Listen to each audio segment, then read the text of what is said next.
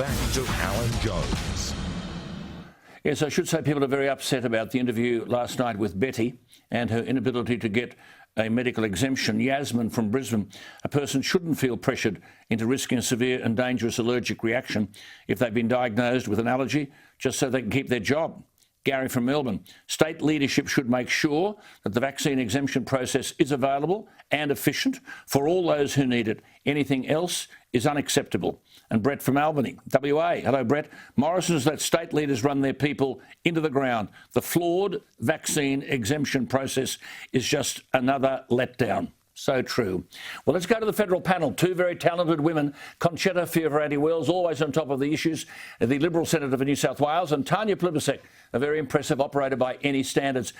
Ladies, I just thought, I hate leaving matters swinging. Thank you for the time, by the way. But last week we spoke about that former Afghan army officer being executed by the Taliban. Have we made any progress on protecting people who worked for us over there?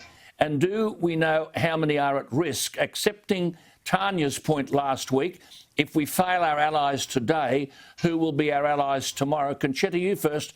How much remains to be done? Do we have specific numbers? Look, Alan, the answer is we don't have specific numbers. But two things I have to say were clarified at estimates today. Firstly, that the Department of Foreign Affairs don't actually know how many visa holders have been left behind. And secondly, that the locally engaged employee visa eligibility is governed by a legislative instrument that was introduced during Labor's time with Chris Bowen. Now, this specifically excludes Afghan government or military officials or those employed in a private security capacity. So we were told today that there's a ministerial discretion that can certify people outside this strict criteria, which both the Foreign and the Defence Ministers have exercised on a rare case-by-case basis. So that's the latest from estimates today. Oh, Tanya, have you made any headway on getting information as to how many? I mean, that's clarification from Concetta. I mean, what about the family of this assassinated Afghan army officer? No, there's no news, sadly, Alan. And Connie's talking about Senate estimates, both through Senate estimates and questions on notice from Senator Penny Wong, who's our Foreign Affairs spokesperson. She has been pursuing this issue, and there is no, there is. But just let me ask you a dumb question, Tanya. A little amount of information. And let me ask therefore a dumb question. Let me ask a dumb question, right? No dumber question than this. Why? Why would we not be moving heaven and earth as a government to make sure we found out these details?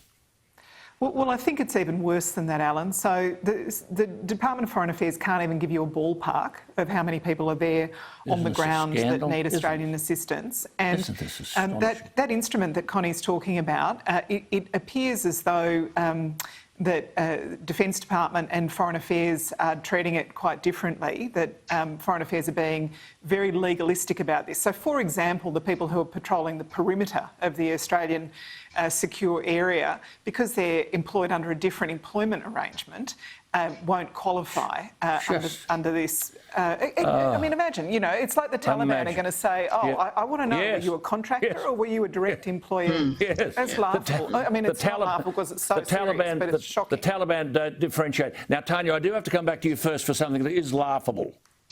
Sorry. The government today introduced what I think is long overdue legislation requiring voters to show identification when they vote. And the government wants it effective by the next federal election. How the hell can Anthony Albanese say, and I might say respectfully, make a fool of himself, quote, "This is a desperate attempt to undermine our strong democracy and deny Australians their basic democratic rights." Tanya, does your leader need some medication? No, I completely agree with him. This is a law looking around for a problem. The Australian Electoral Commission say that multiple voting is simply not a problem in our system. There are examples that they investigate. If they think there is something to pursue, they refer it to the federal police. But how many people were prosecuted at the last election? Zero. No, that doesn't mean to say. There are some people, for example, who have got a mental illness who will vote more than once. But we check. Tanya. Go on, Alan, yes. Now, Tanya, listen, Concetta, I'll come to you in a minute. I'll give an example to Tanya. To our viewers, Tanya Plibersek represents the seat of Sydney, which is a very big seat in Sydney. There are about 47 polling stations. Now, I'm one of these blokes who sort of wants to corrupt the process. So, because I want my blokes to get up. So I go into the polling booth and I listen, and Bill Smith walks in and he says, and the girl behind the thing, she said, yes, sir, your name? Bill Smith.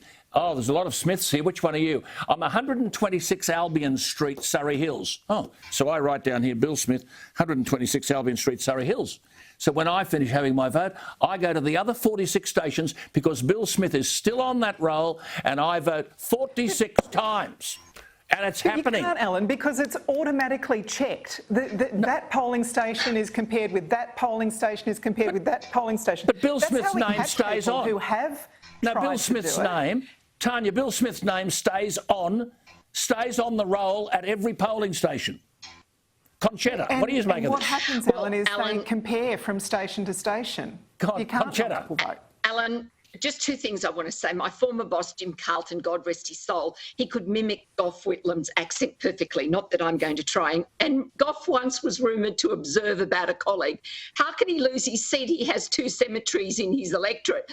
Also, we know the often-cited phrase, vote often, vote early. So I agree with voter ID for obvious reasons. So do I. It's long overdue and the ALP have to get on board on this one. Concetta, I've just answered an email today from a person who said, and I quote, I was a staffer to an MP who lost his seat in 1993 by 164 votes. Then we discovered 300 false enrolments and multiple voting. See, to both of you I say this, the votes are counted here and the Prime Minister is determined. Government is determined. It's not till way down the track that we can identify multiple votes, and we don't know who they voted for. We don't know whether they voted Labor or Liberal. Alan, I thought the principle of the Liberal Party is you only legislate when it's absolutely necessary. The Australian Electoral Commission says that... This is necessary, well, it's simply not. There's thousands of dollars of fines for people who are caught doing this. But way down the track, did not after the government's formed, one person... Tanya, after the government is formed. Homeless people, older people who've given up their driver's licence and their passport. No, Tanya, they're off the people planet. In remote communities. But there are Tanya, Australians who don't even have a birth certificate, Alan, you're missing my driver's licence. You're missing my point. When we find someone who's voted 2, 3 or 4 times, it's 6 and 7 months down the track. The government has already been formed and we don't even know who they voted for. This is a problem. Where's the evidence that this is a problem? Well, Tanya, the Joint Standing Committee on Electoral Matters have been doing reports on this for a long time, and you know it, and they've been recommending voter ID for a long time. Absolutely. The Liberal Party keeps wanting to knock people off the electoral roll. That's what's going on here. The poor and the disenfranchised won't get a vote. I'll give you some evidence. Tanya, I'll give you the evidence next week, but I want to come, because I promised we'd do this, to the point that you made, Tanya Plibersek, in that marvellous piece that you wrote about young people post-coronavirus, damaged, you said, mentally and emotionally, and correspondingly damaged educationally. And you wrote this splendid piece. It's one of the unstated tragedies, you said, of the response to coronavirus. Concetta, can I come to you first? Tanya wrote, while the past 18 months have placed an enormous stress on all of us, young people have experienced a unique loss in the pandemic years. They've been robbed of some of the greatest joys of growing up, the kind of fun times the rest of us look back on with fondness. Concetta, do you agree we adults have a lot to answer for in terms of what we've done to young people? The joys we've denied them will never return. Alan, I've previously said this, one of the most lasting impacts of COVID will be on our young people. I fear that the worst is yet to be realised with the issues that you've described. And regrettably, those that made some of those very draconian decisions regarding lockdowns and school closures, I think, fail to understand and comprehend what the long-term damage would be on young people and teenagers. Definitely. See, Tanya, you talked about school formals, no all-night sleepovers, no inter-school sports rivalries, no easy friendships over lunchtime. I mean, these things fashion the kind of person they become, and the absence of them imposes a damage to the young that we won't be able to evaluate until years have passed. What should be done about it, Tanya, now?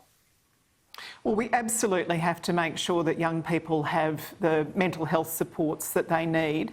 But, Alan, we also have to help them catch up with their schoolwork. And the government set aside $25 million in October last year to help young people catch up. Not $1 of that has yet helped one kid. Not $1. That's what we found out at Senate estimates this week. Not $1 has helped one kid yet. And they cut from $25 million to $18 million and they still haven't spent it. Concetta, it is unbelievable, and this happens all the time. Promises are made, and as Tanya said on this program before, the money never goes out the door. Can't parties come together? See, Tanya, I'm very critical of the Labor Party here because in question time, you've written that splendid piece, but not one question is asked about this stuff. Why don't we put government on notice about this? Well, we have been asking questions just today in Senate estimates about exactly this matter, Alan, and it's pretty disappointing to hear that the money hasn't gone to help kids. Even though you make the big announcement, you put out the press release, all the fanfare's there, the real help doesn't follow. OK, well, listen, I'll do some homework for next week and so can you, and I'll bring in, we'll go back to this business about voting IDs, but to both of you, thank you so much. Always lovely to talk to you, and we enjoy your company. There we are, Concetta and Tanya. They'll be back next week. I'll be back after the break.